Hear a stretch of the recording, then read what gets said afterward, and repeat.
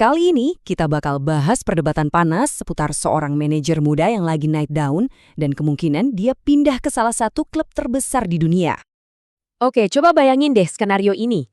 Ada seorang manajer muda, cerdas, filosofinya modern, dan karirnya lagi menanjak. Terus tiba-tiba, boom, dia dapat tawaran buat ngelatih salah satu klub raksasa di dunia. Ini bukan cuma sekedar naik jabatan loh, ini kursi panas paling panas di dunia sepak bola. Nah ini nih pertanyaannya. Apakah ini bakal jadi batu loncatan karir atau malah jadi batu nisan? Inilah dilema besar yang mungkin banget dihadapi sama Liam Ross Senior kalau Chelsea beneran manggil dia. Oke, banyak banget nih yang bilang buat Ross Senior kerjaan di Chelsea ini, yah kecepatan, terlalu dini. Yuk kita bedah kenapa argumen ini kuat banget, kita mulai dari skala tantangannya dulu. Argumen pertama, dan mungkin yang paling jelas, adalah lompatannya itu terlalu jauh. Beda levelnya bukan main-main. Coba deh kita bandingin. Di satu sisi ada Hull City di divisi Championship, tempat yang relatif tenang buat seorang manajer muda membangun filosofi dan berkembang. Di sisi lain ada Chelsea, sorotan media global 24/7 dan tuntutan buat juara sekarang juga. Dan analogi ini, wah kena banget.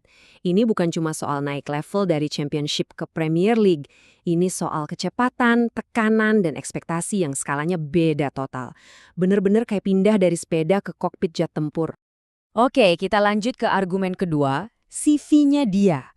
Buat klub sekelas Chelsea, apa sih kualifikasi minimal seorang manajer biar bisa dilirik? Coba lihat deh tabel ini. Jompleng banget kan? Chelsea itu punya kebiasaan merekrut manajer yang udah punya lemari trofi penuh, kayak Thomas Tuchel atau Jose Mourinho. Nah, si Viro Senior meskipun potensial, jelas kelihatan beda banget di sini. Oke, selain taktik dan trofi, ada satu monster lain yang harus dihadapi nih, ruang ganti. Ini soal mengelola manusianya. Gini, buat manajer muda, tantangan terbesarnya itu seringkali bukan di lapangan, tapi di dalam ruang ganti. Gimana caranya ngatur sekumpulan pemain bintang dengan gaji selangit dan ego yang besar. Sekali aja kehilangan kendali atau rasa hormat dari mereka, ya selesai sudah. Nah, ini nyambung ke masalah berikutnya yang krusial banget. Oke, katakanlah seorang manajer punya visi jangka panjang yang berlian. Pertanyaannya, apakah klub segede Chelsea bakal ngasih dia waktu buat ngebangun visi itu? Kita tahu kan, Ross Senior itu punya filosofi sepak bola modern yang keren. Dia suka timnya membangun serangan dari bawah, ngontrol permainan, pokoknya ada proses jangka panjang yang jelas. Tapi, di klub kayak Chelsea, semua filosofi indah itu bisa buyar sama satu kenyataan pahit. Menang. Sekarang juga. Proses yang bagus nggak ada artinya kalau nggak diiringi kemenangan cepat. Dan, jangan kira ini cuma teori nuang ya. Ada contoh nyata yang masih segar di ingatan kita tentang apa yang bisa terjadi kalau skenario kayak gini berakhir buruk. Kita semua ingat kan kisah Frank Lampard, dia legenda klub, dapat kesempatan emas, tapi tekanan di Chelsea terbukti terlalu berat buat dia di tahap awal karir manajerialnya. Sejak dipecah, karirnya seolah belum pulih total. Ini jadi semacam peringatan keras buat siapapun yang coba ngikutin jejaknya terlalu cepat.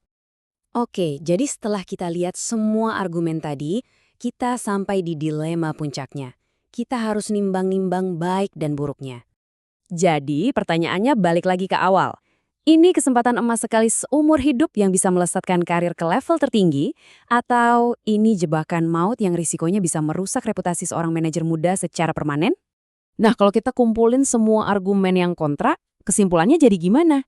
Jawabannya dari sudut pandang ini cukup jelas. Pertama, ini terlalu cepat. Buat Ross Senior, ini terlalu dini.